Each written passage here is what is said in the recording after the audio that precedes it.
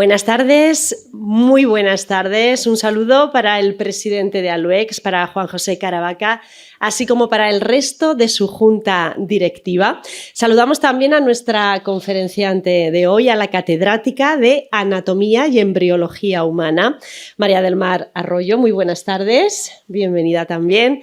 Un saludo, por supuesto, para todos ustedes, señoras y señores, que otro lunes más, después de este descanso que hemos tenido, merecido descanso del puente festivo, nos reunimos pues para aprender un poquito más sobre temas muy variados y muy diferentes. Muchísimas gracias, como siempre, por estar aquí. Séptima cita ya, 7 citas ya con el conocimiento, con la cultura, con nuestro ciclo de conferencias 2023-2024, que este año ya lo saben y si no se lo recuerdo lleva por título al menos 20 años más, y con el que continuamos con esta conferencia de hoy, con el segundo de los ciclos organizados dentro de este gran ciclo que se denomina Ciencia e Investigación y que nos llevará hasta el próximo lunes, hasta el 18 de diciembre, antes de Navidad. Agradecemos, por supuesto, también en este momento a Visión Press, a José Chu Manzanares, que nos está haciendo ahora mismo fotos, a Carmela, por supuesto, que todas las semanas, todos los lunes, graba estas conferencias y después ya saben que pueden seguirlo en la página de Diputación y también de la propia asociación de Aluex. Y, por supuesto, a nuestro compañero de la tribuna, a Víctor Fernández, que también semana tras semana inmortaliza estos momentos y después podemos ver a la conferenciante con la entrevista que Virgilio le realiza también todas las semanas, todos los martes en la contraportada de la tribuna de Albacete. Bien, sobre el tema de la conferencia de hoy, la verdad es que ha habido muchísima gente, María del Mar, que me ha preguntado, que quería saber un poquito en qué iba a consistir y cuál era el contenido. Y bueno, a la vista está también el interés, este salón de actos, pues casi lleno. Muchísimas gracias, de verdad. Y es que el tema en general, el tema relacionado con la donación de órganos, yo creo que sigue suscitando mucho interés, mucha curiosidad. A veces no se tiene muy claro en qué consiste exactamente, y ya si hablamos de lo que es la donación de cerebro, en este caso para la investigación, quizá muchísimo más desconocimiento. O sea que esta conferencia, gracias a Aluex, muy apropiada, y gracias, María del Mar, también por dedicarnos tu tiempo y muchísimo más, que está, bueno, un poco accidentada. Te agradecemos doblemente el que vengas aquí este lunes a contárnoslo. Bueno, les voy a presentar a nuestra conferenciante de manera breve. Es licenciada en Ciencias Biológicas, doctora europea en Neurociencias y en la actualidad, como hemos dicho al principio, catedrática de Anatomía y Embriología Humana. Además, es experta en neuroanatomía comparada del sistema nervioso. En 1999 se incorporó a la Universidad de Castilla-La Mancha como miembro del Laboratorio de Neuroanatomía Humana dirigido por el doctor Insausti, donde estudió las divisiones del lóbulo temporal medial en diferentes modelos animales, incluido el ser humano.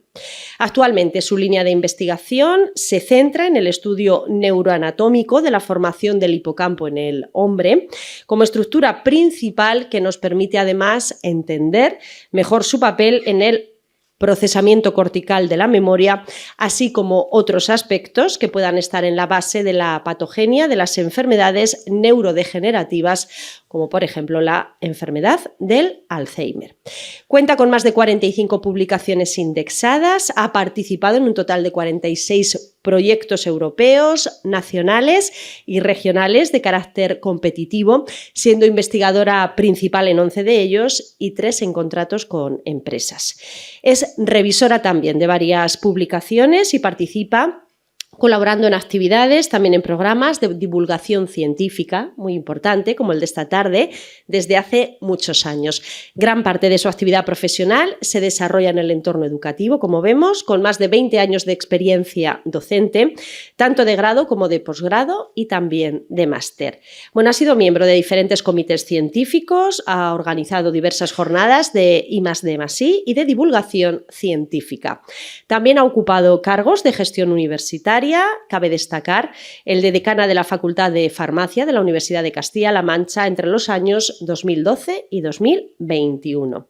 Por último, es miembro de la Sociedad Española de Neurociencia, de la Society of Neuroscience, de la Asociación Española de Mujeres Científicas y Tecnólogas y de la Sociedad Anatómica Española. Bien, yo creo que nos hacemos todos una clara idea de la ponente de lujo de primera que tenemos este lunes en esta cita, como decimos, con la cultura y con el conocimiento. Así que por mi parte nada más, les dejo ya con la conferencia y como siempre deseo que la disfruten. Muchísimas gracias. Bueno, pues muchísimas gracias María José por la presentación tan exhaustiva, a Luex y a su presidente por esta invitación que me hace muchísima ilusión porque es la primera vez que hablo aquí en la Diputación de Albacete y llevo muchos años viviendo en Albacete y siempre he tenido pues cariño a este edificio. Muchas gracias a todos por estar aquí y espero pues cumplir con las expectativas que bueno pues me han dicho que eran muy altas y es importante también porque es un tema que es delicado venir aquí a pediros que penséis qué vais a hacer con vuestro cerebro cuando ya no estéis vivos. En este sentido, pues quizás es importante y por eso el título de mi charla es que todos sabemos que tenemos un cerebro, todos sabemos que es nuestra personalidad, nuestro ser, nuestro estar, lo controla nuestro cerebro y por tanto es muy importante tener ese gesto altruista de donar el cerebro cuando ya no lo necesitamos para que otros podamos aprender sobre esta estructura tan compleja de la cual sabemos muchas cosas pero no sabemos tanto como para poder intervenir de forma efectiva en enfermedades tan importantes como las enfermedades neurodegenerativas, que son enfermedades que son muy prevalentes. Todo el mundo ha oído hablar de la enfermedad de Alzheimer, todo el mundo ha oído hablar de la enfermedad de Parkinson. Seguramente todos habéis oído o tenéis gente que conocéis que sufre algún tipo de demencia o deterioro cognitivo y por tanto afecta enormemente a nuestra vida y a la de nuestros familiares que están alrededor. Por eso también esta charla no es solamente para uno mismo, sino para aquellas familias que comprenden la importancia de la donación y que cuando su familiar que ha deseado en vida no estar, dejar en paso que su cerebro que ya no va a servir, pues sirva a la comunidad científica, pues sus familiares han de entender en un momento tan duro como ese lo que supone donar y cumplir el deseo de esa persona que ha querido generosamente donar su cuerpo o sus órganos o su cerebro. En este caso, no voy a hablar de donaciones de órganos porque quiero dejar muy claro desde el principio que es incompatible. Si somos donantes de órganos, no podemos ser donantes de cuerpo y de cerebro.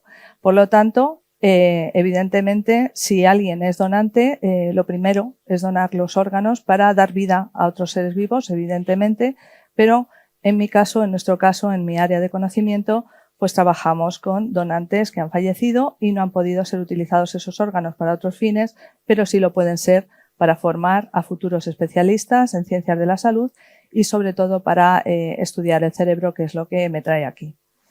He preparado una charla bastante general. A mí me encanta participar con mis estudiantes en clase. Llevo muchos años dando docencia y lo que más me gusta es que me interrumpan para pedirme que aclare alguna cosa que no ha quedado bien o que me detengan un punto que les llama mucho la atención. Así que si alguno de ustedes quiere intervenir durante mi conferencia, no hay ningún problema. Paramos y nos detenemos en aquello que les interese más, porque voy a hablar de muchas cosas, pero también lo voy a hablar en una forma en la que espero que la audiencia, toda la audiencia pueda entenderlo. Pido disculpas a aquellos que conocen mejor el tema del que voy a hablar porque no voy a entrar en muchos detalles científicos, pero sobre todo quisiera que todos los que estáis aquí pues aprovechéis esta tarde para aprender algo más y conocer mejor lo que estamos haciendo en el Laboratorio de Neuroanatomía Humana de la Facultad de Medicina de aquí de Albacete. Evidentemente soy neurocientífica, yo siempre me defino como neurobióloga porque, como ha dicho María José, mi formación es de bióloga desde el principio y es que la neurociencia es muy amplia desde el punto de vista de que intervienen evidentemente muchas ramas del saber. No solamente ramas médicas, que es a lo que todo el mundo rápidamente ascribe la neurociencia, sino que también son otras disciplinas como la mía, la biología, la química, la farmacia, la fisiología y la psicología, las que van a confluir ahí en ese estudio tan importante. Últimamente, con las nuevas tecnologías, también es muy importante la aportación de otras áreas del saber, como por ejemplo las ingenierías o los informáticos, que participan también en que conozcamos mejor este órgano tan complejo como es el cerebro. La neurociencia es una ciencia relativamente joven. Fíjense que esta disciplina empieza realmente a desarrollarse en la segunda mitad del siglo XX, cuando aparecen figuras relevantes de las cuales seguro uno de ellos, de los que están en esta foto, ustedes van a conocer, que es Santiago Ramón y Cajal, el padre español de la neurociencia, pero no español porque sea el padre de la neurociencia española, sino de la neurociencia mundial, pero de origen zaragozano.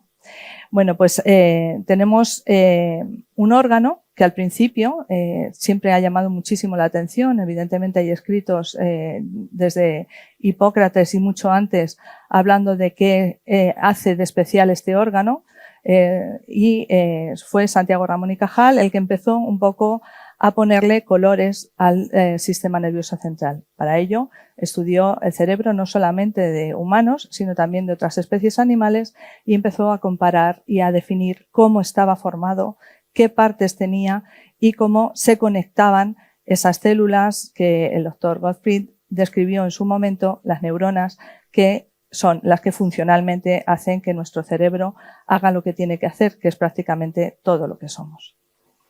El cerebro humano pesa entre 1.200 y 1.400 gramos cuando es un cerebro sano. Evidentemente, en las enfermedades neurodegenerativas, uno de los problemas que acontecen es que se suele perder masa cerebral y, por tanto, el cerebro de un donante que tiene una enfermedad neurodegenerativa, lo primero que nos manifiesta es una pérdida de peso en relación con esta medida estándar que encontramos en los cerebros sanos. Las diferencias de peso entre hombre y mujer varían, pero también es debido a, como otras estructuras del cuerpo humano, al tamaño de este órgano, que no tanto a la funcionalidad ni a la importancia funcional que sobre ello tiene. No voy a entrar a definir las diferentes partes, pero sí que quiero que se fijen en el aspecto que tiene ese cerebro. Ese cerebro está formado de una serie de estructuras que tienen discontinuidades entre sí, se llaman los surcos, y otras estructuras macizas, donde está la corteza cerebral, que son las circunvoluciones. Estas circunvoluciones y estos surcos se van a ver también alterados cuando hay enfermedades neurodegenerativas y esto es visible macroscópicamente en muchos casos. Es decir, que cuando nosotros extraemos un cerebro, a grosso modo, si hay una patología degenerativa muy grave, muy extensa, lo vamos a ver ya inmediatamente sin necesidad de hacer nada más que observarlo. Evidentemente, hay otras razones que son importantes y que hay que estudiar. Yo no voy a entrar aquí en aspectos moleculares ni fisiológicos de cómo funciona el cerebro, pero quiero que sepan que es el órgano que consume una gran cantidad de oxígeno y una gran cantidad de glucosa de todo aquello que nosotros comemos. Por lo tanto, tanto el oxígeno como la glucosa son fundamentales para que haya un buen funcionamiento de este cerebro. Cuando tenemos condiciones en las que se reduce el oxígeno, por ejemplo, pues se produce un ictus y este ictus también puede ser una causa de demencia, que es un poco la patología que nosotros vamos a tener como signo clínico característico. Por lo tanto, ya pueden entender que cuando se varían no solamente las estructuras, sino también aquellos sustratos, aquellas sustancias que necesita ese cerebro para funcionar, vamos a tener una disfunción nerviosa.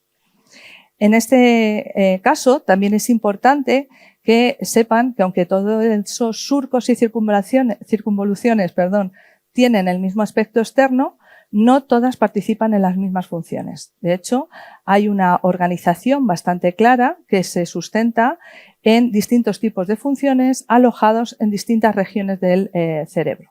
En este caso, como mi charla va a ir dirigida fundamentalmente a esta parte del sistema nervioso central que tienen aquí, que sería el lóbulo temporal es una estructura muy importante que alberga la formación del hipocampo y esta estructura a su vez es muy importante para generar nuevos recuerdos, para que aprendamos y para que memoricemos nuevos recuerdos.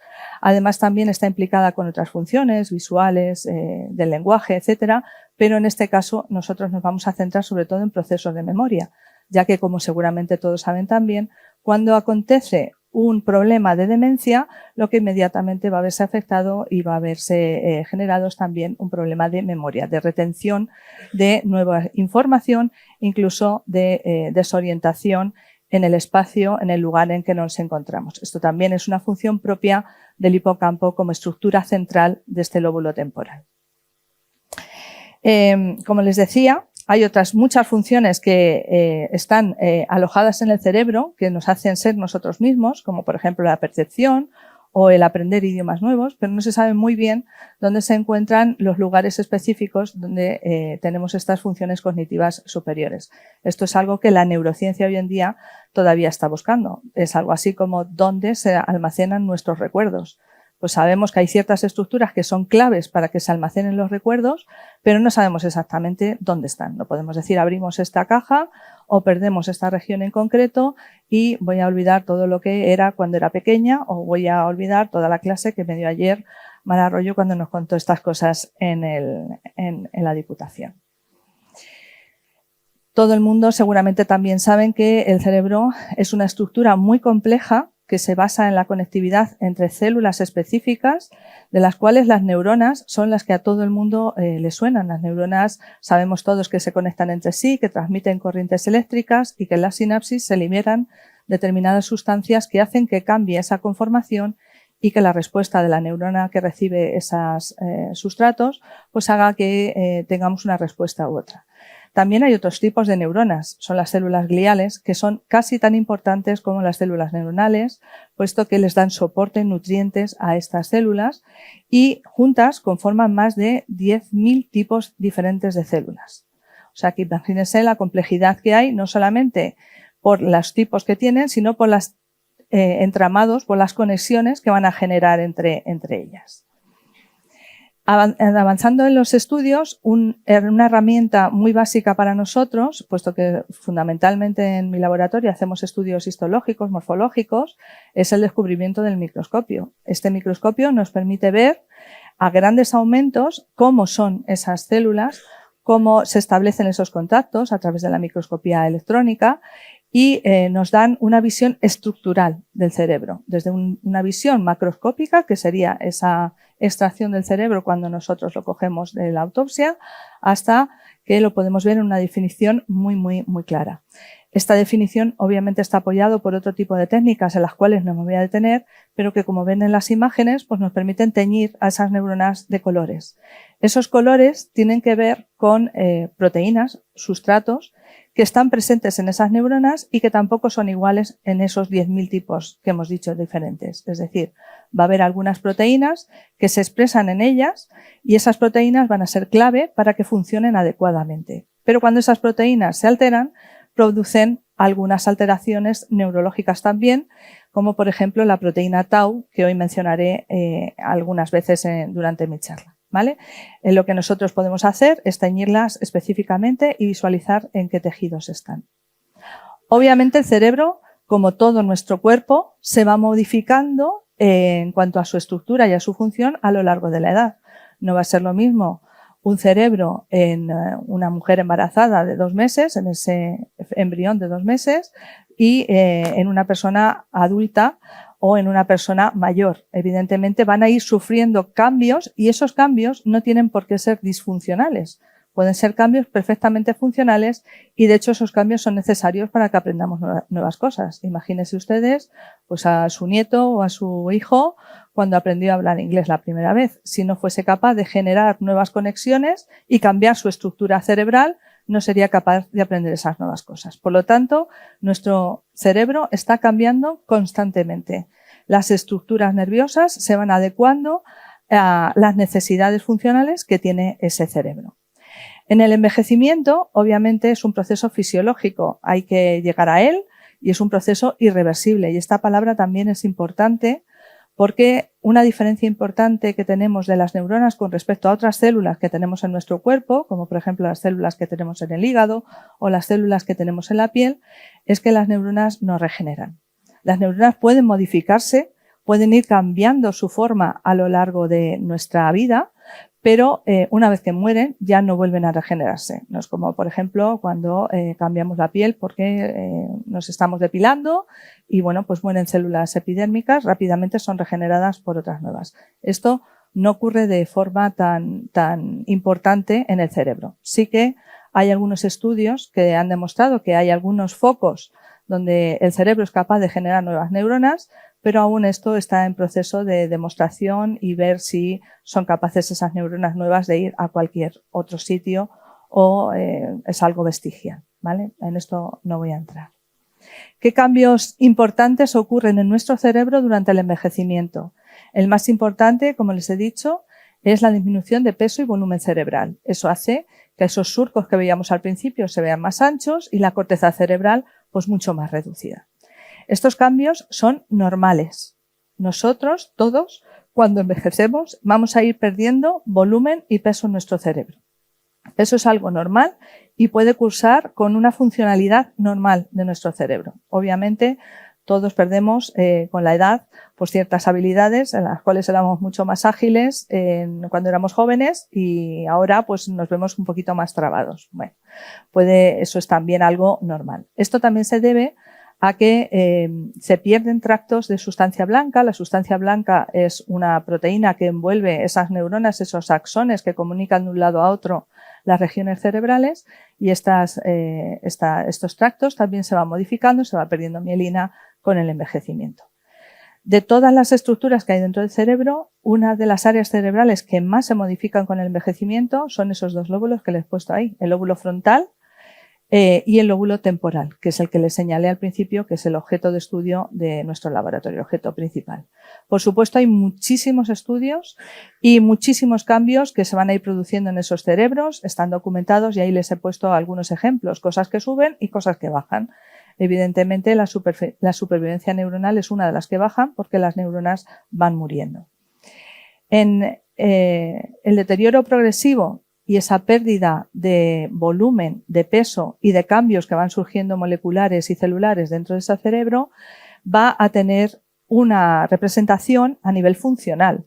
Todos sabemos que va a haber un deterioro progresivo de funciones cognitivas, de funciones memorísticas y también de funciones motoras. Nos movemos con mayor dificultad, yo todavía más ahora, pero nos movemos con mayor dificultad cuando somos mayores porque evidentemente el input que va a mandar el cerebro a esos músculos fatigados, también envejece la musculatura, pues es todo un compendio que va a funcionar al unísono.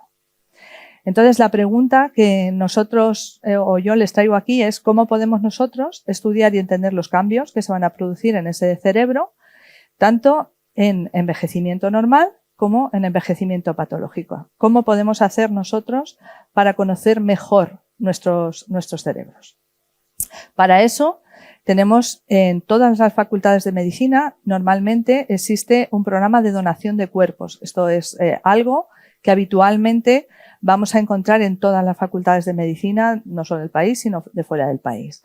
Pero muy pocas, y entre ellas la nuestra, tiene además el programa de donación de cerebros. Es decir, es posible en nuestro caso donar el cuerpo y, por supuesto, con el cuerpo va el cerebro, eso no hay ningún problema, pero en nuestro caso la especialización, digamos, es que se puede donar solamente el cerebro. Es decir, que si alguien tiene interés por entrar en este programa de investigación, puede ser donante de cerebro, nosotros extraemos el cerebro y el donante pues vuelve con sus familiares a seguir el proceso natural que ocurre después de la muerte. En este programa de donación, evidentemente, pues esto no es algo que nos hayamos inventado en Albacete, no podemos ser tan elitistas, ¿no? Es algo que viene de muy antiguo. Las disecciones anatómicas siempre han llamado la atención. Hay muchas creencias alrededor del cuerpo humano y cuando se empezaba a estudiar, pero realmente las primeras disecciones, fíjense que datan del siglo III a.C. y no estaban nada bien vistas. De hecho, si han visto alguna película recientemente, de las que hay muchísimas, El médico, por ejemplo, pues una de las cosas que hacían eran robar los cadáveres o utilizar cadáveres de personas que habían sido pues delincuentes y habían sido pues enviados a a matarles condenados a muerte, y estos condenados a muerte, como no eran gratos, pues entonces podían ser utilizados por los médicos para su disección. Pero algo que también es muy interesante y que quizás se conoce un poco menos es que, bueno, las disecciones sobre todo se hacían en animales. Da Vinci, por ejemplo, que es el gran artista que dibujó, entre otras cosas, el cuerpo humano, pues fundamentalmente hacía disecciones en animales porque era difícil conseguir esos cuerpos. En el siglo XVII es cuando se empiezan a documentar en cuadros como el que tienen ahí de Rembrandt, disecciones que se hacían en sitios públicos, en teatros se llamaban, los teatros de anatomía, donde se invitaba a gente de la comunidad elitista que quería ver esas disecciones y quería aprender cuerpo humano. Es decir, no es algo como lo que ahora tenemos, muy restringido en sitios, en facultades de medicina para profesionales sanitarios, que es como nosotros lo tenemos ahora, ¿vale? Entonces se consideraba como algo elitista asistir a alguna de estas disecciones, y por supuesto a ellas asistía el maestro, que era el que enseñaba la disección, y siempre tenía gente de apoyo que por supuesto eran también aprendices del arte de la medicina y de la disección y la estructura de los órganos. Actualmente el programa de donaciones de cuerpo, como les digo, está vivo en prácticamente todas las facultades de medicina del país. Aquí en Castilla-La Mancha tenemos 2 facultades de medicina, Albacete y Ciudad Real, y ambas tienen programa de donación de cuerpos con fines docentes. Es un acto tremendamente altruista y, por supuesto, voluntario. Lo primero que también hay que dejar claro es que uno tiene que querer ser donante en vida y manifestarlo así. Nosotros entendemos que es una decisión personal y, por tanto, esta decisión va a involucrar muchas cosas. Va a posibilitar formar a nuevos estudiantes de medicina, de farmacia, de enfermería. Fíjense que aquí en el campus de Albacete tenemos todas estas titulaciones, y además psicología, que acaba de ponerse en marcha y que, por supuesto, en algún momento podrán nutrirse también de este tipo de formación. Permite actualizar conocimientos de anatomía humana a profesionales médicos que, claro, estudiaron medicina y anatomía humana en primero y segundo de la carrera, pero cuando llegan a terminar su carrera y a ser especialistas, pues a veces necesitan refrescar ciertos conocimientos sobre estructuras mucho más específicas, mucho más concretas, y esto les ayuda mucho a afinar en nuevos abordajes quirúrgicos o incluso a entrenar abordajes quirúrgicos o técnicas que puedan ser más novedosas o más complicadas en un momento determinado. Y, como les decía, la otra parte importante es la utilización con fines de investigación. Evidentemente hay muchas líneas posibles, cualquier parte de nuestra anatomía puede ser utilizada con fines de investigación. En nuestro caso, el foco lo ponemos específicamente en el sistema nervioso central y en concreto pues en el lóbulo temporal, como les decía con anterioridad. Entonces, ¿qué tipos de donación existen en nuestra Facultad de Medicina de Albacete? Hay 2 tipos de donación de cuerpo o donación exclusivamente de cerebro con fines para la investigación. Como les decía antes, esto es muy importante, es incompatible, no tiene nada que ver con el programa de donación de órganos. Para ser donante de órganos hay que dirigirse al hospital y hacer como un documento de voluntades anticipadas, donde también pueden reflejar que quieren ser donante de cuerpo, en caso de no poder ser donante de órganos. Pero ambas donaciones son incompatibles, no son una y otra. ¿Cuántos donantes tenemos en la Facultad de Medicina de Albacete? Pues cuando arrancamos, este año hacemos 25 años de funcionamiento, pues hace 25 años, cuando comenzamos en el 1998, tuvimos que pedir prestado donantes a la Universidad de Elche, porque el programa no estaba formado aquí en Albacete, no se conocía. Y posteriormente, pues el catedrático doctor Ricardo Insausti, que fue quien organizó el área de conocimiento y nos trajo a todos aquí, es el padre de anatomía de Albacete, pues puso en marcha este programa propio con muchísimo esfuerzo, dando muchísima información porque no era un tema baladí, la gente tenía miedo, no sabía qué iban a pensar sus familiares si donaban el cuerpo de su padre, de su madre, de su marido. Y bueno, pues fue bastante complicado poner en marcha este programa de donación.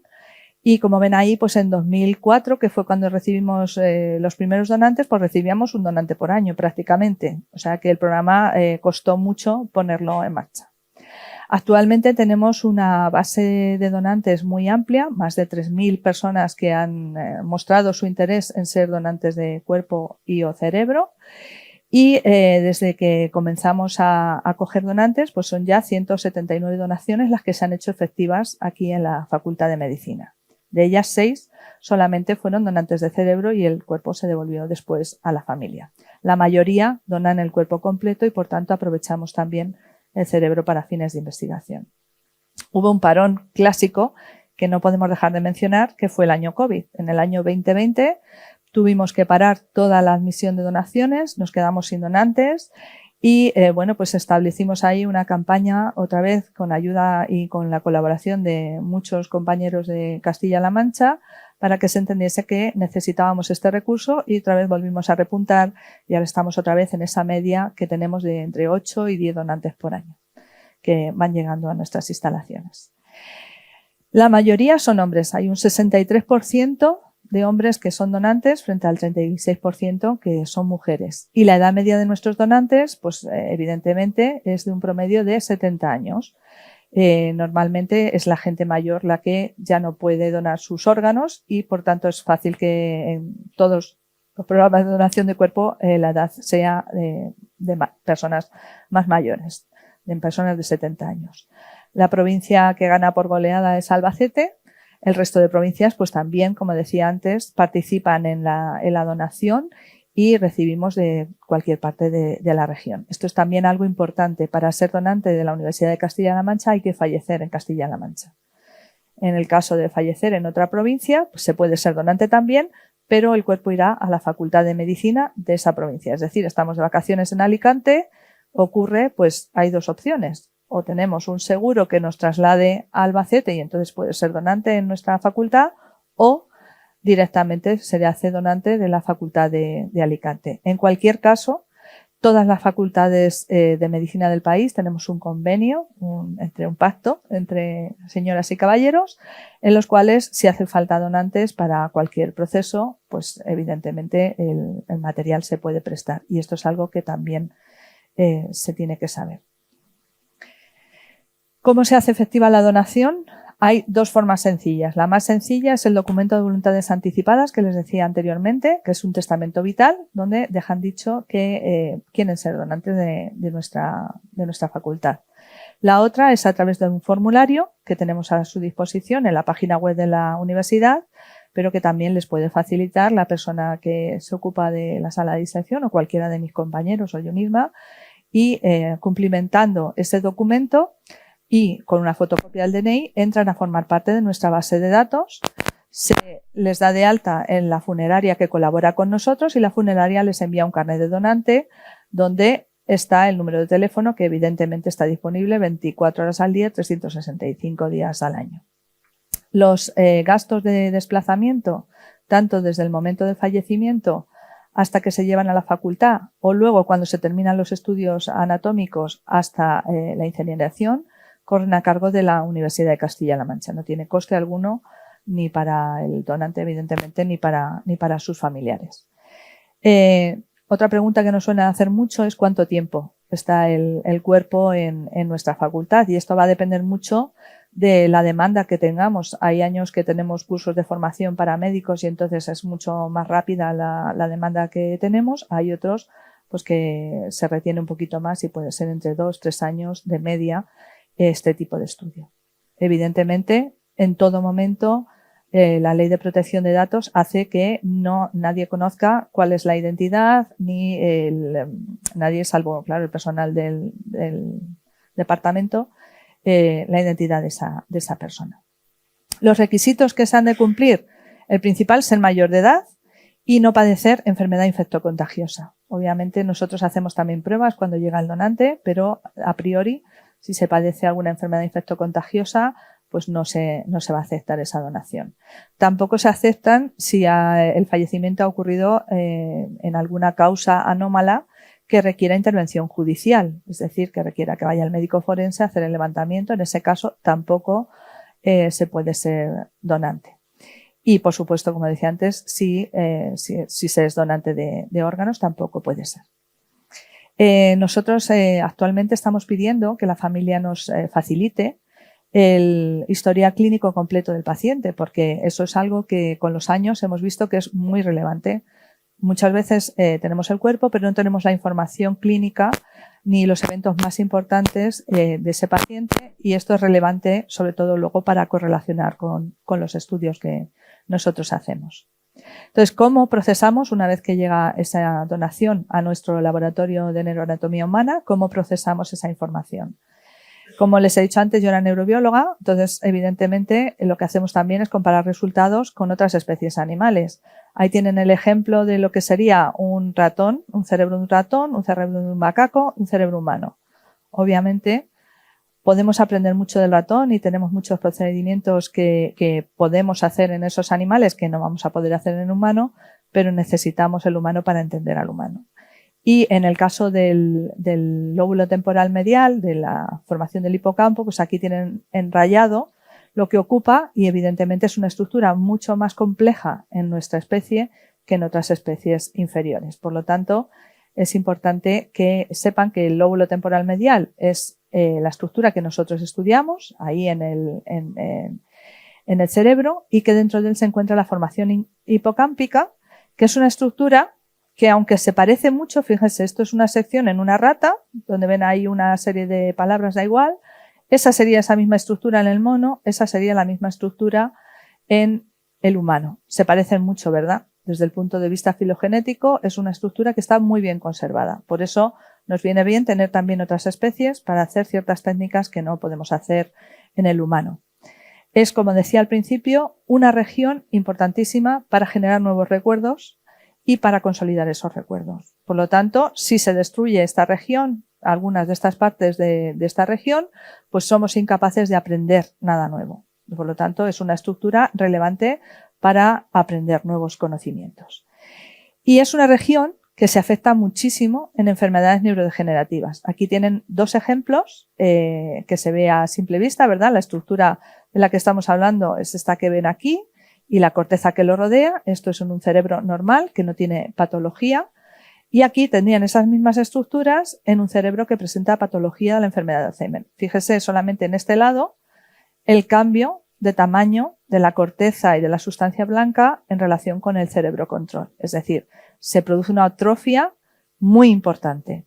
Pero cuando esta atrofia acontece, evidentemente la persona se encuentra en un estadio de deterioro muy grave, donde ya prácticamente no podemos hacer nada. No tenemos herramientas ni farmacológicas, ni quirúrgicas, ni técnicas para ayudar a ese paciente. Lo siguiente será que seguirá progresando esa enfermedad sin pararse. Por lo tanto, ¿qué nos interesa a nosotros? Lo que nos interesa a nosotros es detectar qué está pasando en este cerebro cuando comienzan los síntomas de degeneración. Es decir, cuando es todavía demasiado pronto para que veamos los efectos que tiene sobre el comportamiento, o para que podamos, digamos, prevenir, si fuese posible, esa enfermedad, ese desarrollo de esa enfermedad. En este sentido, el proyecto que estamos llevando a cabo ahora en el laboratorio lo que hace es utilizar dos técnicas básicas. La primera es el estudio histológico de ese lóbulo temporal humano que procede de nuestras muestras de autopsias. Y por otro lado, utilizar las imágenes de resonancia magnética nuclear, que como saben es una técnica de diagnóstico bastante utilizada, bastante frecuente, aparece en la mayor parte de hospitales de los países desarrollados, los tenemos disponibles.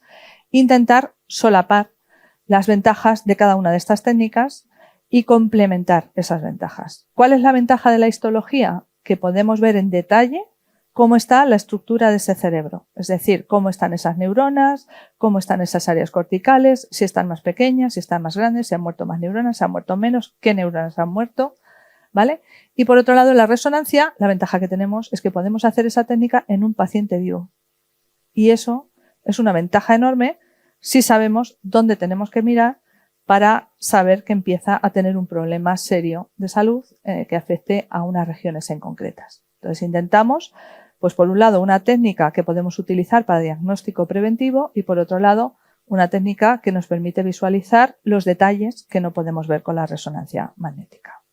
Esto lo hacemos en colaboración con la Universidad de Pensilvania y así muy brevemente Les voy a decir bueno, son 12 pasos lo que hacemos. Primero extraemos el cerebro, lo pesamos, lo miramos, valoramos que tiene o no tiene alguna deformidad.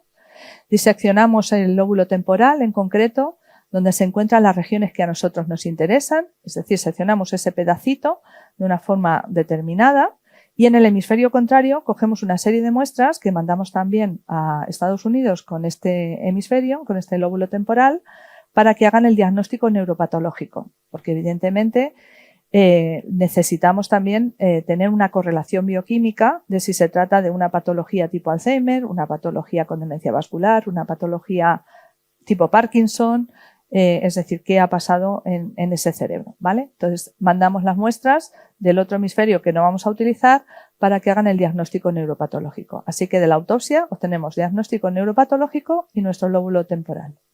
Allí en Estados Unidos ellos preparan unos moldes como el que tienen aquí en blanco, donde encastran perfectamente ese lóbulo temporal que nosotros le hemos mandado para que tenga una orientación determinada que nos permita meterlo en la máquina de resonancia magnética y obtener unas imágenes en un plano determinado, de forma que vemos todas las secciones en la resonancia magnética y nos devuelven aquí a Albacete ese bloque y esa orientación perfecta que nosotros utilizamos pues escaneamos y se obtienen imágenes en la resonancia magnética desde la parte anterior a la parte posterior. En este caso, ellos, la ventaja y por lo que lo mandamos a Estados Unidos, que seguro que alguno de ustedes se lo ha preguntado, es porque allí tienen máquinas de 7 teslas y 9,4 teslas. Eso es una resolución importante si comparamos con las que tenemos aquí. En Albacete, nuestra máquina de resonancia tiene 1,5 teslas. Así que, evidentemente, la definición que tienen ellos es mucho más relevante que la que tenemos aquí. Pero no importa, lo que nosotros intentamos es localizar esas zonas de interés para que la puedan utilizar también los que tienen la máquina de 1,5 tesla, porque lo que medimos son distancias más que otra cosa.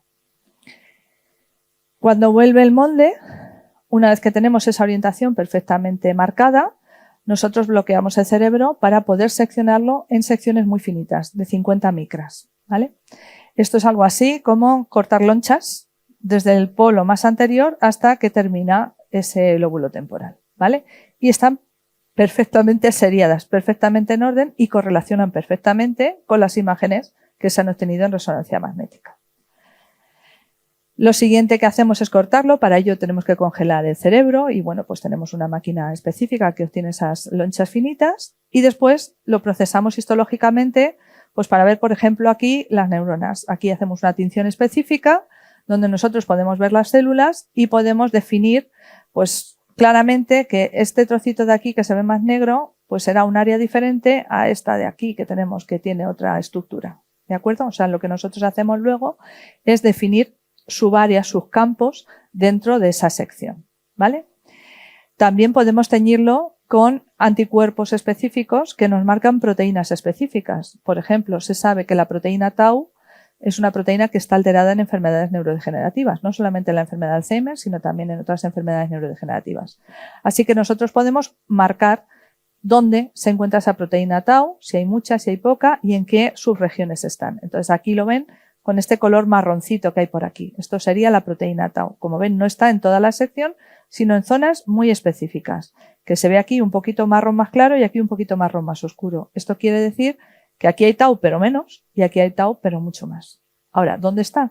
Eso es lo que nosotros hacemos a continuación. Delimitamos las áreas con ayuda de atlas y con el conocimiento adquirido durante los años para definir campos específicos dentro de esas secciones. Y con esos campos se trasladan directamente a las imágenes de resonancia, evidentemente utilizando nuestras referencias que nosotros sí que hemos visto en el microscopio esos límites perfectamente.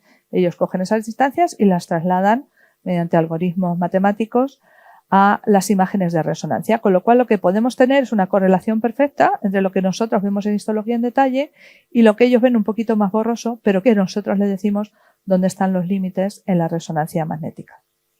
Como resultado, obtenemos imágenes o reconstrucciones tridimensionales de todo el hipocampo, pero no solamente del hipocampo, sino que podemos medir su volumen, podemos medir cuánto mide cada uno de los subcampos y si hay algún tipo de variación en ese cerebro en concreto en comparación con el resto. Este mismo proceso lo hacemos también cuando tenemos tinciones específicas de la proteína tau y esto nos permite, por ejemplo, pues ver que hay algunos casos donde el depósito de tau, el primer lugar donde parece que empieza a aparecer, eso es una región específica de la formación del hipocampo, que es la corteza transentorrinal. El término es lo mismo, es para que entiendan que es un sitio muy preciso donde empieza a verse tau antes que en ninguno de los otros campos que nosotros podemos definir específicamente. Con esto, los compañeros de Estados Unidos pueden hacer un análisis semiautomático, lo trasladan mediante algoritmos informáticos y lo que nosotros vemos en el microscopio, que sería esto es lo que ellos trasladan en imágenes de puntos calientes, puntos fríos, por decirlo de alguna manera, que les permiten pues hacer una reconstrucción tridimensional no ya solo de los campos, sino de la cantidad de proteína que se encuentra en cada uno de esos campos. Y esto nos permite pues llegar a una serie de conclusiones que publicamos en artículos de investigación científica, artículos especializados, que normalmente es más difícil de explicar para el público en general, pero que lo que va haciendo es poco a poco ir identificando cuáles son las regiones dianas de interés en las cuales deberíamos de prestar atención como marcadores precoces de distintos tipos de patologías, entre ellas la enfermedad de Alzheimer. Aquí, pues evidentemente hay el trabajo de muchísima gente. Mis compañeros del Laboratorio de Neuroanatomía Humana son muchos, todos dirigidos por el doctor Ricardo Insausti. Y bueno, pues ahí tenemos un equipo, hay biólogos, médicos, técnicos de laboratorio, imprescindible su función. Y también pues los compañeros de la Universidad de Pensilvania, que son con los que hacemos la otra parte del trabajo. Y por supuesto esto, si no tuviésemos donantes de cerebro, pues sería imposible. Así que hay que agradecer específicamente a nuestros donantes y a sus familias por el hecho de ser generosos y dejarnos pues aprender sobre esta estructura que a nosotros nos interesa tanto. ¿Hacia dónde vamos? Pues tenemos muchos frentes abiertos, pero bueno, algunos de los resultados que estamos obteniendo es que ya tenemos algunos mapas tridimensionales que nos permiten relacionar ciertas áreas donde se ve esa atrofia cerebral en la resonancia con presencia de tau en estadios muy incipientes. También queremos establecer patrones no solo con la proteína tau, sino con otras proteínas también muy famosas, como la proteína del beta-amiloide, que seguro que a todos les suena, o la alfa-sinucleína, que es un marcador de la enfermedad de Parkinson. Pues bueno, estas también tienen expresión en el hipocampo, pero queremos comparar si esa expresión es exactamente igual que la tau o no. Son polipatologías poliubicaciones en distintas regiones o ver qué correlación tienen. Y claro, el sueño de cualquiera que trabaja en esto es que queremos ser útiles y ojalá que pudiésemos contribuir a establecer nuevas herramientas útiles para diagnosticar precozmente enfermedades neurodegenerativas que acontecen cuando envejecemos. Es decir, que podamos de alguna manera utilizar estas herramientas para en algún momento diferenciar lo que es un envejecimiento saludable de lo que es un envejecimiento patológico. Y con esto, pues sí, yo creo que todos sabemos que tenemos cerebro y espero que después de esta tarde alguno de vosotros sepáis qué podéis hacer a partir de ahora cuando ya no lo necesitéis. Así que muchas gracias por vuestra atención y estoy abierta a que me preguntéis cualquier duda o cualquier cosa, curiosidad que tengáis.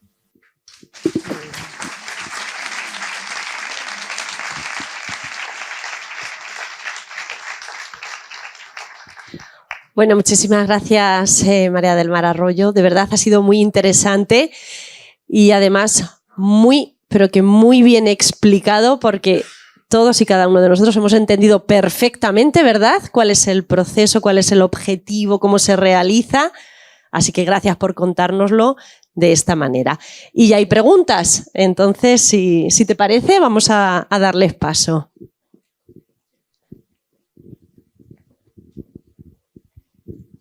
Hola. Hola. Me gustaría saber si hay diferencias entre el cerebro de un superdotado y una persona normal.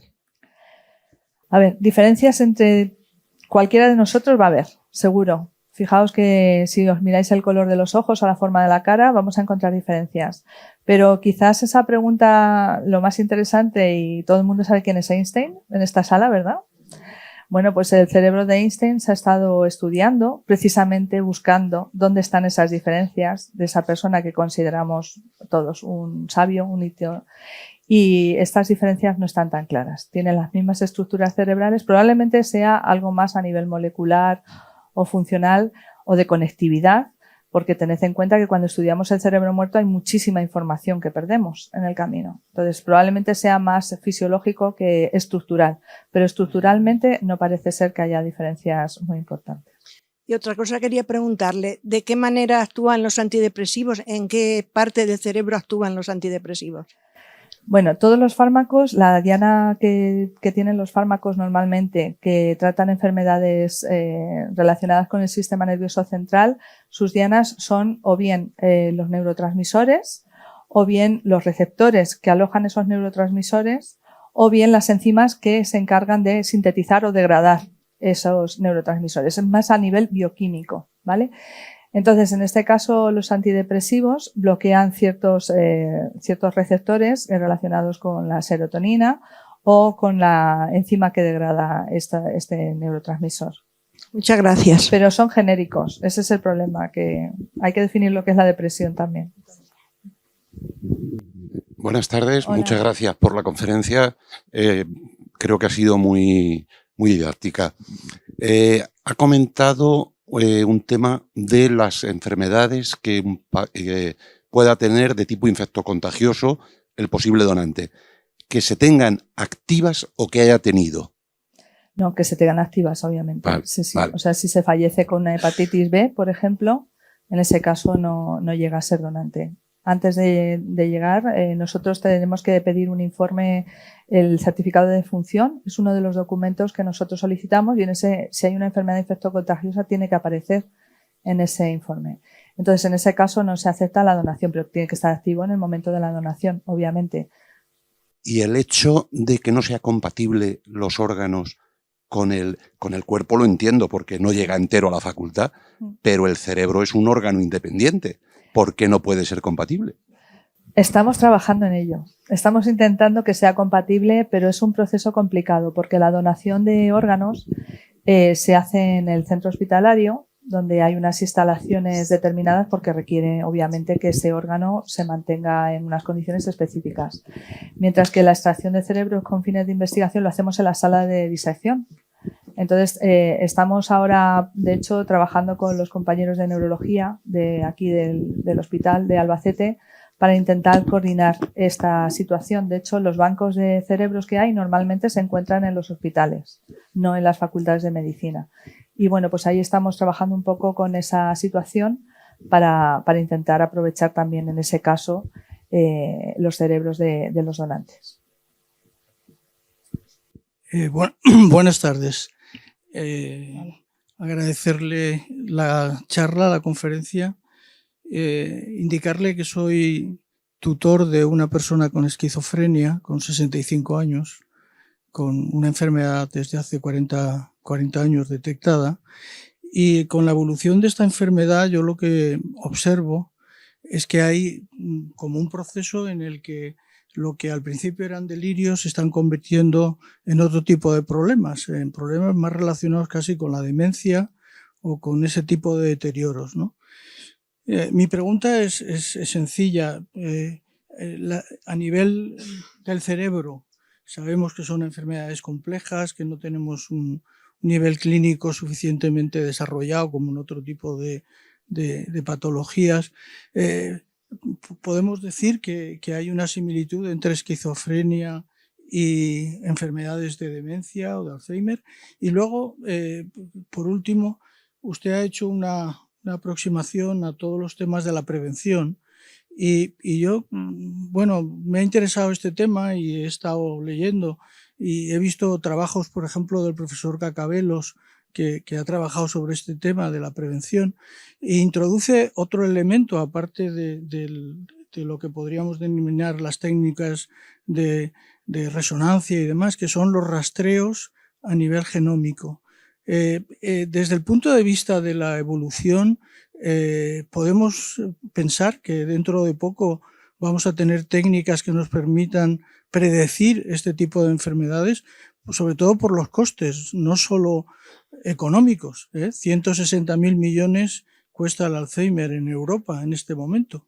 Y las familias que tenemos este tipo de enfermedades sabemos lo que nos gastamos al año, sino también no solo del coste económico, sino del coste desde el punto de vista emocional, del desgaste de los cuidadores y del deterioro de la propia persona y de su propia situación.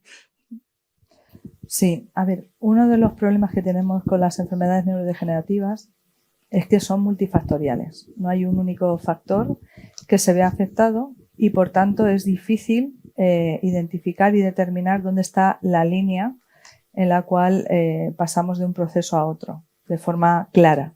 En eso se está trabajando desde todos los puntos de vista. La genética se ha visto que es importante y hay marcadores genéticos. Por ejemplo, hay enfermedad de Alzheimer familiar donde se sabe que hay un alelo determinado que cuando se presenta en duplicado, pues es una patología. Tienes una alta probabilidad, porque en genética se habla de probabilidades, tienes una alta probabilidad de desarrollar esa patología. No vamos a determinar una enfermedad solamente por una técnica. La resonancia no nos va a dar la respuesta por sí sola. De hecho, por ejemplo, el diagnóstico que se hace para la enfermedad de Alzheimer conlleva test cognitivos, Mini-Mental, más resonancia, más biomarcadores que se están utilizando en suero o en líquido cefalorraquídeo de pacientes. Entonces, tiene que confluir varios factores para determinar que tienes una demencia. El quid de la cuestión ahora es qué tipo de demencia.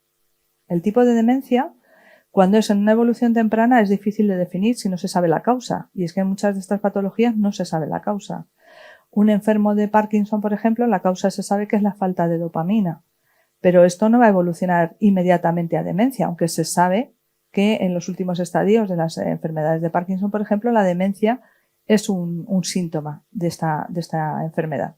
Sin embargo, los síntomas iniciales tienen más que ver con comportamientos motores. En esquizofrenia, pues se sabe también que hay una alteración de distintos sistemas neuromoduladores dentro del cerebro. Pero cómo eso va a evolucionar y va a dar una sintomatología de demencia, ese es el problema.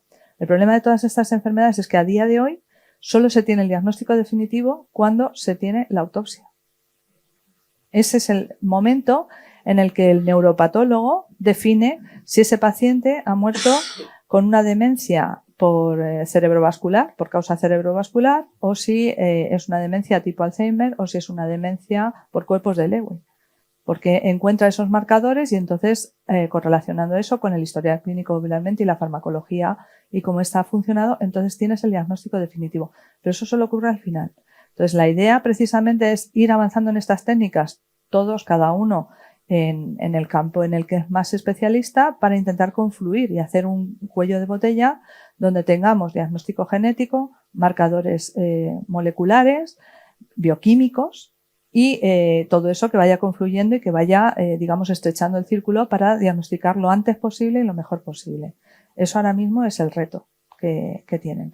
¿Qué necesitamos? Mucha población, porque también hay que tener en cuenta que estamos hablando de factores cognitivos conductuales. Todo el mundo no considera lo mismo la depresión. ¿Dónde está ese límite? Cuando es una depresión clara, que tiene una respuesta farmacológica, no hay duda.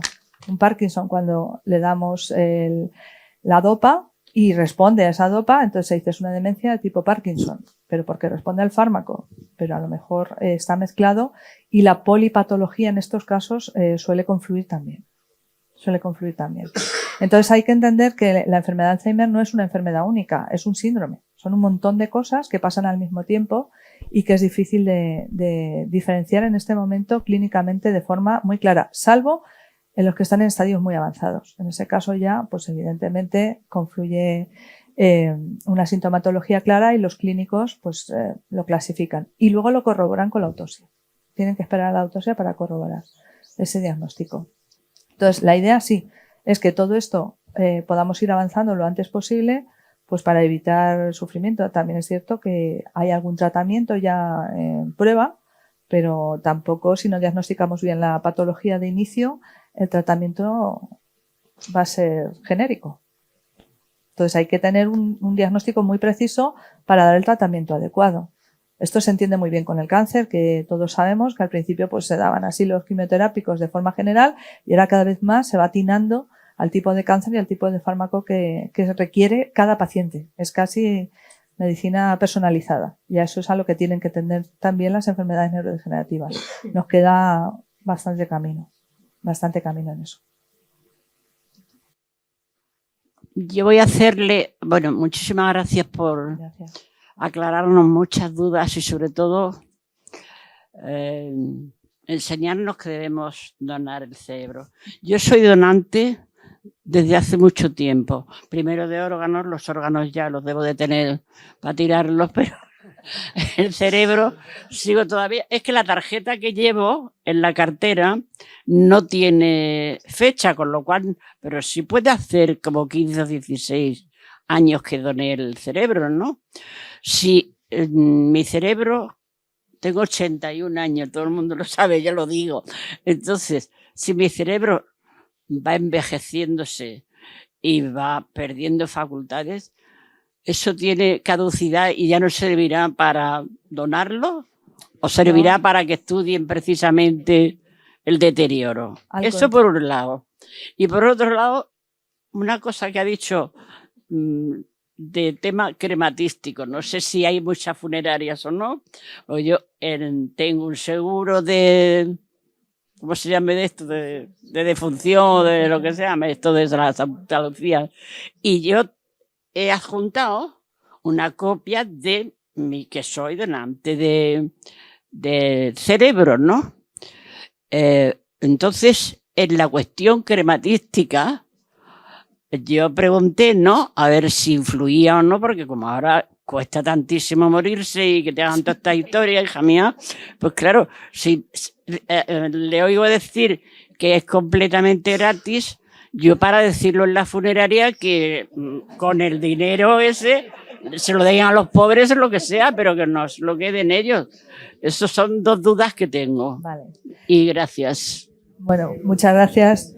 Lo primero por ser donante, porque todos los cerebros son útiles, independientemente de que sean más o menos funcionales. De hecho, es bastante frecuente tener donaciones de personas que tienen patologías. Es mucho más fácil tener, desde el punto de vista de la concienciación, si tú vas a una asociación de enfermos de Parkinson o de Alzheimer, rápidamente la gente entiende que ese cerebro es necesario para entender mejor esa enfermedad. Lo que es más difícil es conseguir cerebros sanos dentro de que sean cerebros afectados por la edad. De hecho, son los más valiosos, diría yo.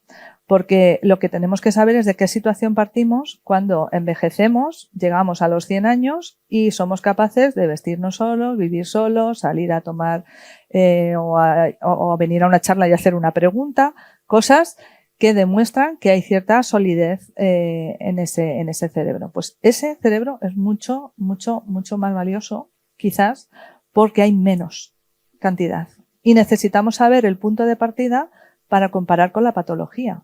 Porque obviamente si no sabemos el proceso, cómo ocurre, no tenemos esos puntos intermedios, pues perdemos muchísima información. Podemos saber qué es lo que no funciona, pero no sabemos cómo está esa misma proteína en un cerebro sano desde el punto de vista funcional. Así que sí, todos son utilísimos.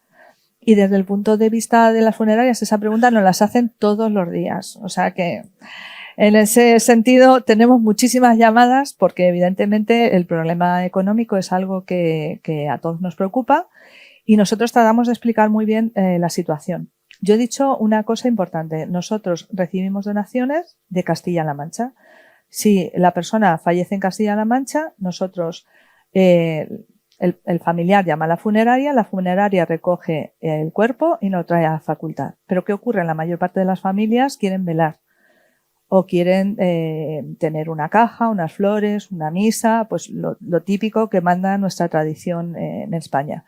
Eso no lo cubre la facultad, ¿vale?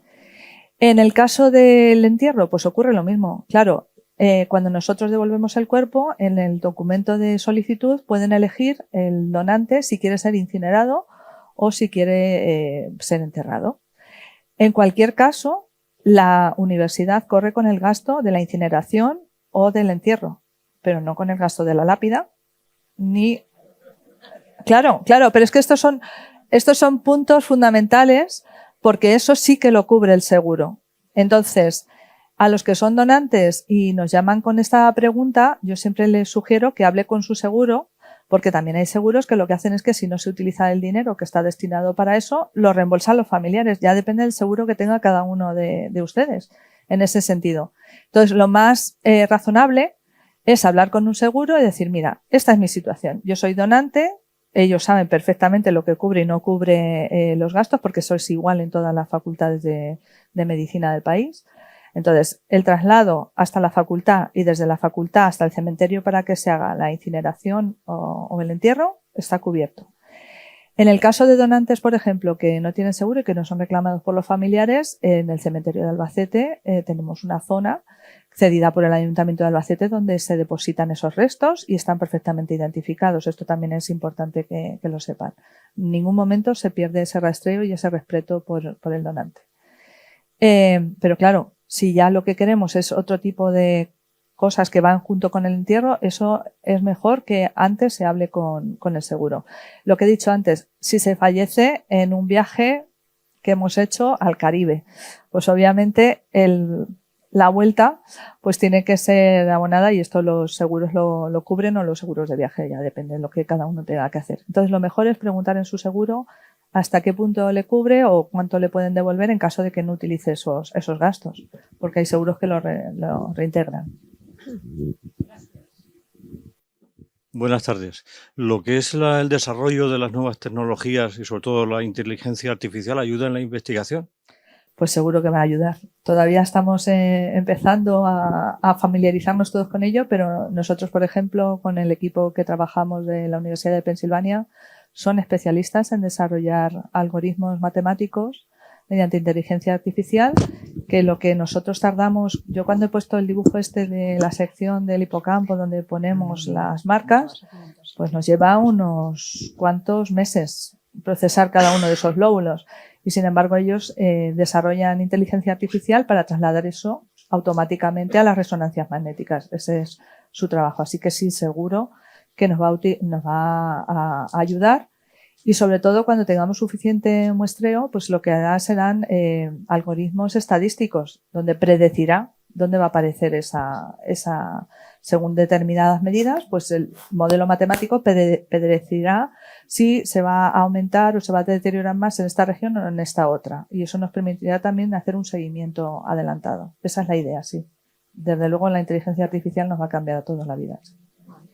Seguro. Hola. Hola. Bueno, muchas gracias porque la conferencia ha sido muy enriquecedora y además la has hecho muy fácil para todos. Yo quería preguntarte, has hablado como nutrientes fundamentales del cerebro el oxígeno y también el azúcar, los hidratos de carbono. Pero últimamente yo también he estado leyendo y se aporta también la importancia de los ácidos grasos, de los omega 3. ¿Es correcto? Sí. Sí, también los antioxidantes. Evidentemente todo aquello que beneficie a cualquier tipo de célula también lo hace en las neuronas. La cuestión es si pueden llegar atravesando la barrera hematoencefálica, con qué cantidad y si tienen el lugar específico donde tienen que unirse. Que eso es algo que también, bueno, en otra línea de trabajo que tenemos en el laboratorio hemos estado mirando. Porque, por ejemplo, los ácidos grasos obviamente forman parte de la membrana celular. Y las neuronas tienen membrana celular, así que necesitas un aporte seguro para mantenerlo. Y hay otro tipo de nutrientes, como te decía, los antioxidantes, como la vitamina E, por ejemplo, que tiene receptores específicos en las neuronas, pero no en todas las neuronas. Y eso es otra sublínea de trabajo que llevamos en el laboratorio y que, bueno, pues que estamos investigando también, porque el que se mantengan quizás tiene que ver con que tengan o no ese tipo de receptores en su membrana para poder unirse a ello. Esto sería tema de otra charla, pero sí, seguro. ¿Aquí otra pregunta? Hola. Muchas gracias por la conferencia tan fantástica que acabas de dar. Y bueno, yo tengo como dice Mari Carmen, ha dicho que tenía 81, yo tengo 86 y tengo el testamento vital hecho, ya hace ya muchísimos años. ¿Qué pasa? Que, bueno, aunque yo lo has explicado más o menos, que las cosas no se hacen viejas, pero yo soy donante, he donado todo lo que puedan aprovechar. Incluso, pues el cerebro, lógicamente, todo. Vale. Yo no tengo seguro, porque yo no me gustan los seguros esos de por vida, de estar pagando. Entonces, yo como lo tengo hecho, ¿qué posibilidades hay de que, con la edad que tengo, de que puedan aprovechar algo? Porque si no, pues es que digo, pues nada más que el cerebro y ya está, y que lo demás lo incineren y ya está, porque yo no tengo ganas de que me entierren ni de que me hagan nada más que me incineren y punto pelota. Así que... Sí, como decía antes, todo es útil y utilizable. De hecho, como decía, no solamente el cerebro, el resto del cuerpo lo estamos utilizando para docencia. Los alumnos valoran muchísimo, no solo los de medicina, que son los que tradicionalmente, pues todos sabemos que utilizan donantes, ¿no?, cuerpos para aprender, sino, por ejemplo, también los estudiantes de farmacia o los estudiantes de enfermería hacen prácticas con cuerpos que al final es mucho más importante ver cómo están nuestros nervios, nuestras arterias, nuestros músculos, la disposición, la profundidad. Eso no te lo va a dar ningún modelo anatómico ni ningún programa de ordenador. De hecho, claro, llegan allí y dicen, anda, si es que las arterias no son rojas y el nervio no es verde, pero el ciático qué grande es. Claro, no es lo mismo verlo en un modelo, que lo tienes todo pintado y todo hecho, a verlo en el cadáver, que lo tienes que identificar y de repente ves cuál es la relación, porque van juntos esa arteria, esa vena. O sea que todo es útil 100% y además muy aprovechado también. Tengo que decir que aprovechamos muchísimo los recursos y lo valoran muchísimo los estudiantes y los profesionales también. Porque, por ejemplo, como decía antes, pues tenemos cursos de formación con profesionales médicos que tienen que hacer abordajes difíciles en regiones muy específicas y es mejor que fallen en un donante que no en el paciente. Entonces tienen que hacer mano y aunque hay también un montón de simuladores, porque hay muchísima simulación ahora, también en eso las nuevas tecnologías están ayudando muchísimo. Al final el cuerpo tiene sus variaciones anatómicas que son muy importantes de cara a esos abordajes y que eso solo se puede aprender en el donante. Entonces, siempre va a ser útil, o sea, siempre. Y si tiene el documento de voluntades anticipadas hecho, yo le recomendaría que hiciese también el impreso de donación que he dicho de la facultad, porque nosotros manejamos también la base de datos y ahora todavía el documento de voluntades anticipados no nos llegan toda la información mensualmente de todos los donantes que se van haciendo nuevos. Entonces, nosotros preferimos tener la lista actualizada porque si nos llama el familiar, normalmente llama a la funeraria de contacto y entonces rápidamente miramos en la base de datos y si es donante, pues no hay ningún problema, ya está, es inmediato. La familia, que luego es la parte también más complicada, porque como digo, esto no es una cosa solo del donante, sino también de su familia, que tiene que querer respetar la voluntad del donante y que en ese momento tan doloroso tiene que aceptar esa situación, esa nueva situación. Entonces es muy importante que el donante hable con su gente más próxima y que tengan muy claro los pasos a seguir, porque en esos momentos no puedes estar dudando de si tengo que llamar aquí, tengo que llamar allí, tiene carné, no tiene carné. Entonces nosotros intentamos en ese sentido ayudar todo lo posible. Y a las personas que tienen documentos de voluntades anticipadas, pues si llaman a la facultad les solemos mandar el impreso y les solemos decir que lo rellenen también para ponerlo ya en la base de datos. Esa base de datos es compartida entre Ciudad Real y Albacete. Por lo tanto, si no respondemos nosotros, los compañeros de Ciudad Real responden también. O sea que no hay problema. Hola, buenas tardes. Gracias. Me sumo a las congratulaciones de todos los aquí presentes por su conferencia. Entonces, me surgen dos preguntas. Una, ¿quién, en caso de que notemos alguna afectación que no podemos determinar, hacia qué especialidad médica deberíamos de ir a visitar para que pudiesen más o menos detectar o estar en el comienzo de alguna de estas dos enfermedades tan llamativas y dolorosas, Parkinson y Alzheimer llevado ya a su extremo?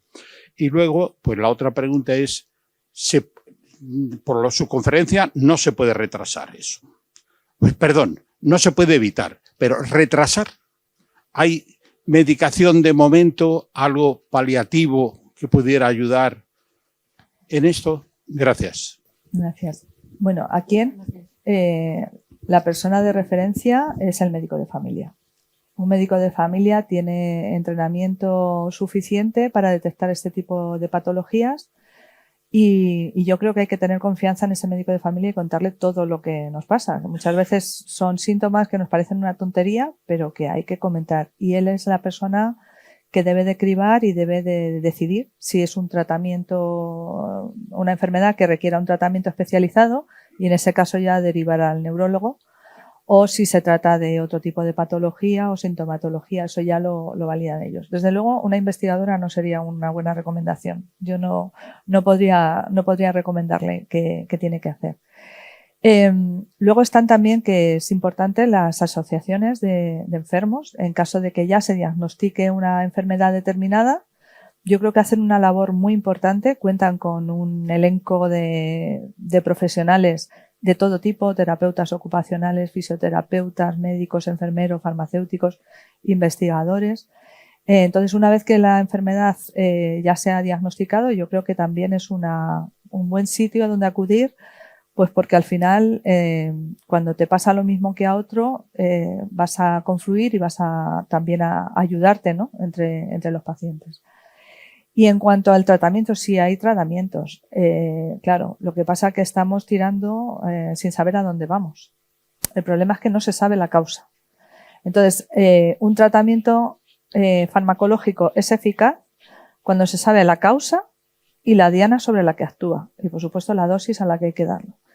En este caso, en las enfermedades neurodegenerativas hay tratamientos, pero de momento, bueno, hay alguno que va pasando alguna fase, pero están en proceso de estudio. Los más novedosos, que son pues los anticuerpos monoclonales frente a una de esas proteínas que está afectada, que he comentado de pasada, pues están en proceso de estudio y ya han pasado la correspondiente permiso de la Agencia del Medicamento, pero todavía tendrán que demostrar si realmente revierten completamente esos síntomas de deterioro cognitivo o si solamente los paralizan un tiempo y luego degeneran de todas formas. Porque, repito, lo que no se sabe claramente es la causa. Si no sabemos contra lo que vamos, es difícil encontrar una solución efectiva. No quiere decir que no haya nada, pero... Ahora ya sí tenemos que terminar. Muchísimas gracias por las preguntas, todas también interesantísimas, y por las respuestas, por supuesto. Gracias. Vamos a pedir a nuestro presidente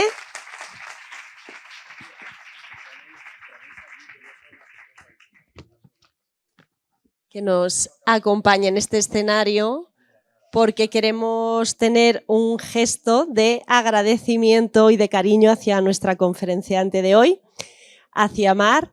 Así que le vamos a pedir a los dos, a Mar también, si puede. Es que no te creas que estoy yo muy avispada con las sillas. ¿Aquí? Muchísimas gracias por la invitación.